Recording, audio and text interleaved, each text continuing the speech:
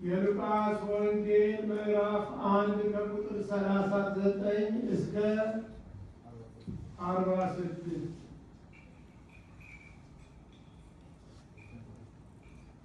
ማርያምም በዚያ ወራት ተነሳ ወደ ተራራማው አገር ወደ ይሁዳ ከተማ ፈጥና ወጣች። ወደ ዘካርያስም ቤት ገብታ ኤልሳቤጥን ተሳለመቻት። ኤልሳቤጥም የማርያምን ሰላምታ በሰማች ጊዜ ጽንሷ በማኅፀኗ ውስጥ ዘለለ። በኤልሳቤጥም መንፈስ ቅዱስ መላባት፣ በታላቅ ድምፅም ጮኸ፣ እንዲህ አለች፣ አንቺ ከሴቶች መካከል የተባረክሽ ነሽ፣ የማኅፀንሽም ፍሬ የተባረከ ነው። የጌታዬ እናት ወደ እኔ ትመጣ ዘንድ እንዴት ይሆንልኛል? እነሆ የሰላምታሽ ድምፅ በጆሮዬ በመጣ ጊዜ ጽንሱ በማኅፀኔ በደስታ ዘሏልና ከጌታ የተነገረላት ቃል ይፈጸማልና። ያመነች ብፅዕት ናት። ማርያምም እንዲህ አለች፣ ነፍሴ ጌታን ታከብረዋለች፣ መንፈሴም በአምላኬ በመድኃኒቴ ሐሴት ታደርጋለች። የባሪያውን ትሕትና ተመልክቶአልና። እነሆ ከዛሬ ጀምሮ ትውልድ ሁሉ ብፅዕት ይሉኛል። ብርቱ የሆነ እርሱ በእኔ ታላቅ ሥራ አድርጓልና። ስሙም ቅዱስ ነው። ምሕረቱም ለሚፈሩት እስከ ትውልድና ትውልድ ይኖራል። በክንዱ ኃይል አድርጓል። ትዕቢተኞችንም በልባቸው ሐሳብ ፈትኗል። ገዢዎችን ከዙፋናቸው አዋርዷል። ትሑታንንም ከፍ አድርጓል። የተራቡትንም ከበረከቱ አጠገባቸው። ባለጠጎችንም ዋጋቸውን ሰጥቷቸዋል። ለአባቶቻችን እንደተነገረ ለአብርሃምና ለዘሩ ለዘላለም ምሕረቱን አስቦ እስራኤልን ብላቴናውን ረድቷል። ማርያምም 3 ወር ያህል በእርሷ ዘንድ ተቀመጠች። ወደ ቤቷም ተመለሰች። ይቀልል ፈተሰማን ደረቃቲ ቃልሞ